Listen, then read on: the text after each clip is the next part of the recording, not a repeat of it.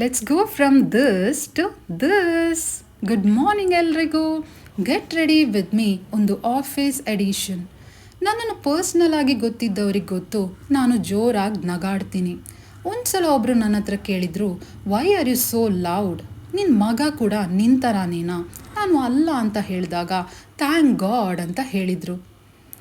ಇದೇ ಮೊದಲ ಬಾರಿ ಅಲ್ಲ, ತುಂಬ ಸಲ ಹೀಗೆ ಮಾತಾಡಿದ್ದಾರೆ. ಸೊ ನನ್ನ ಮಗ ನಂತರ ನಗಾಡ್ತಾನ, ನಂತರ ಕೂಗ್ತಾನ, ಅದು ನನಗೆ ದೊಡ್ಡ ವಿಷಯನೇ ಅಲ್ಲ.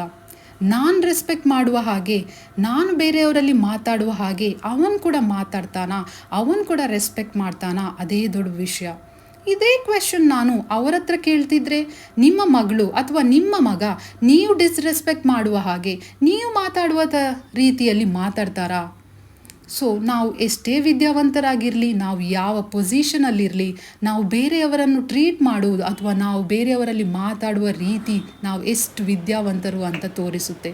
ಸೊ ಎಷ್ಟೇ ಸಣ್ಣ ಏಜಿನವರಾಗಿರಲಿ, ಯಾವ ಕೆಲಸದಲ್ಲಿದ್ದವರಾಗಿರಲಿ, ನಾವು ಎಲ್ಲರನ್ನು ರೆಸ್ಪೆಕ್ಟ್ ಮಾಡುವ.